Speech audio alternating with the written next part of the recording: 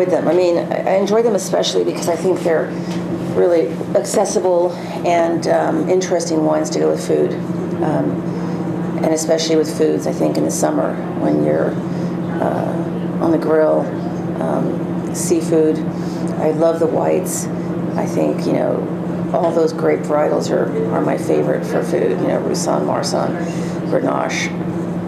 And they're drinking, you know, very well. They're really, you know, wonderfully meant to drink young. The rosés were especially interesting, and I think the values are fantastic for the quality of the wine, and versatile.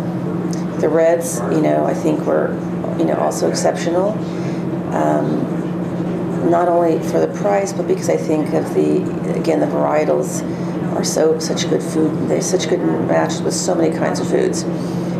Whether you're doing something on the grill, or you're, you know, having fresh fruit de mer platters. I really enjoyed it. You know, I think you get flavor in these wines. I think that's what I like about them. I think you're not getting young wines that have too much oak, that you lose the fruit.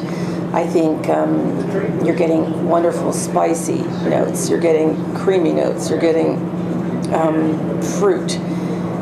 You know, I think they're lively. I think when you think of the Mediterranean, or you think of, you know, Provence, or that menu, I think you're getting a lot of, you know, flavors like you would in food, whether you're having tomatoes or capers or basil, or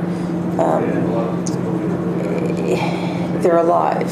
So, you know, that's the kind of wines I love to drink.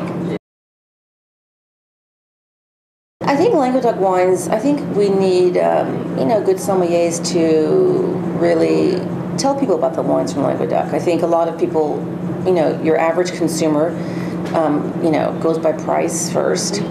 I think that if they see these wines on an important list in a restaurant, you know, a good list, they'll be curious because the prices are lower than wines people are more familiar with, whether it be from Bandol or Bordeaux or Burgundy.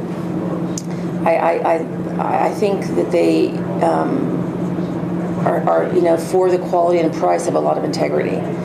And unlike some wines that are just you know, I don't want to say inexpensive because nothing is anymore really, but I would think they need to be sold a little bit, and I think people would really like them. I mean, I know that when I'm going on lists now, and I'm looking at a list, and I'm looking at a rosé that is $80 a bottle, I just don't get it, because it's too expensive. It's a rosé. We should enjoy it. We should drink it. You might want to drink more than one bottle.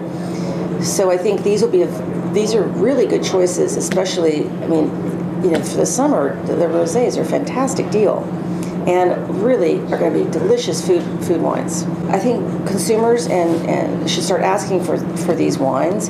I think sometimes, you know, wines are grouped, you know, unfortunately in Southwest, and you know, not particularly by region, but more by the area. But I think people should look out and really explore them and experiment with them. And they're going to, you know, first retail-wise, because I think they're covered, you know, they're in many shops. And I think you're getting a tremendous amount of value for quality. You know, on some of the whites, I thought that the range of whites was interesting because there was quite a few that would go with shellfish. I thought some of them would actually be really good with salmon. Often I think I like the oysters. I think any kind of, you know, for us here in the East Coast, I think that your summer clam bake, lobsters would be fantastic with some of the whites and rosés. But I think almost all, you know, all the seafood on the, you know, I think some of the whites would be delicious with clams, like a spicy clams with some chorizo. You know, your flavors in food are not going to get lost with these wines. Whereas I think sometimes, you know, wines with maybe more finesse, or I don't want to say Chardonnay, but they don't always suit themselves to good, spicy food preparations, which I think these will.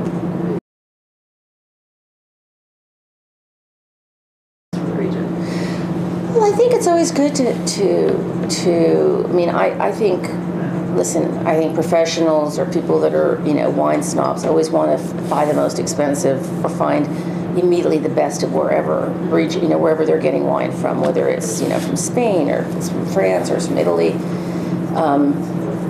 I think it's good to identify some appellations and terroirs being, the most expressive of the region. I think what's great about the different designations that you have recently implemented is that there's still, again, a great value, even for the different regions that have been identified.